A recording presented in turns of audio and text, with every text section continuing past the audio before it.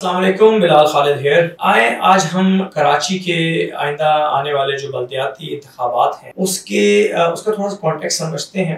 और इसके जो भी नताइज हैं उसके हवाले से कुछ पेशन गोई भी करने की कोशिश करते हैं। ये इलेक्शन जो है फिलहाल 23 अक्टूबर के लिए प्लान है और मैं प्लान इसलिए कह रहा हूँ क्योंकि हाल ही में पाकिस्तान पीपल्स पार्टी ने एक दरख्वास्त जो है दायर की है इलेक्शन कमीशन में कि इन इलेक्शंस को मज़ीद कुछ माह के लिए जो है मुलतवी कर दिया जाए। बहरहाल चाहे मुलतवी भी हों ये इन इलेक्शंस का जो कॉन्टेक्स्ट है और जो नताइज हैं शायद ये बहुत ज़्यादा तब्दील ना हो।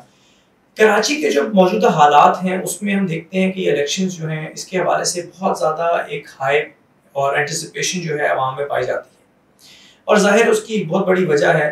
कि कराची के जो हालात हैं उसमें कराची का जो इस वक्त मौजूदा जितना भी म्यूनिसिपल या आप कह लें सिविक इंफ्रास्ट्रक्चर है वो तबाही के दहाने पे है, या हम ये भी कह सकते हैं कि इसमें से कई सारे जो सर्विसेज हैं वो ऑलरेडी तबाह हो चुकी हैं। तो इन हालात में अगर हमें किसी किस्म की पेशन गोई करनी हो कराची के आने वाले बल्दियाती इंतखाबात को लेके, तो हमें कराची के जो पिछले बल्दियाती इंतखाबात हुए थे 2015 के, उनके जो भी नताइज थे उनको थोड़ा सा एसेस करना पड़ेगा। 2015 के जो इलेक्शंस थे उसमें मुत्तहिदा कौमी मूवमेंट ने 5 में से 3 डिस्ट्रिक्ट्स में अपनी हुकूमत बनाई थी और अपना मेयर भी बनाया था, जबकि पाकिस्तान पीपल्स पार्टी ने बाकी जो 2 डिस्ट्रिक्ट्स थे उसमें अपनी हुकूमत बनाई थी। लेकिन दिलचस्प बात यह है कि 2015 से लेके अब तक पाकिस्तान पीपल्स पार्टी ने चंद बड़ी अहम तब्दीलियां की हैं कराची का जो इस वक्त डिस्ट्रिक्ट का स्ट्रक्चर है उसमें। 2015 में जो 5 डिस्ट्रिक्ट्स थे उसको अब 7 डिस्ट्रिक्ट्स में तब्दील कर दिया गया है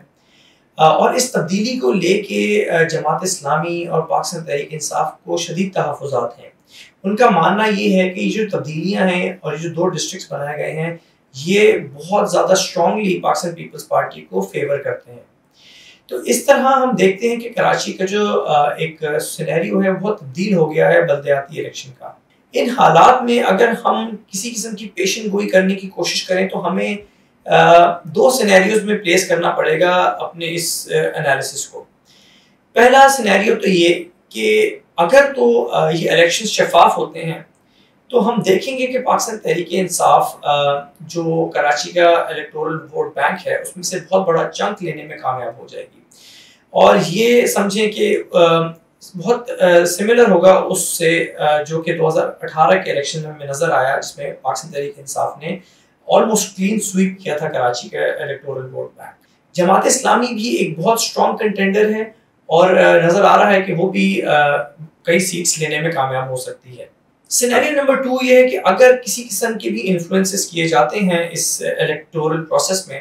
तो उस के नतीजे में हम देखते हैं कि पाकिस्तान पीपल्स पार्टी को एक स्ट्रॉन्ग कैंडिडेट के फॉर्म में और हो सकता है कि वो चंद डिस्ट्रिक्ट्स मजीद लेने में कामयाब हो जाए और हो सकता है अपना मेयर भी बनाने में कामयाब हो जाए। जहाँ तक मुत्तहिदा कौमी मूवमेंट की बात है वो हमें मोस्ट लाइकली नजर आएगी पाकिस्तान पीपल्स पार्टी के साथ एज एन एलाय और किसी किस्म की कोalition गवर्नमेंट बनाते हुए। ये एक मुख्तसर सा एनालिसिस था कराची के जो आइंदा आने वाले बल्दियाती इलेक्शन है उसके हवाले से। उम्मीद है आपको पसंद आया हो। बहुत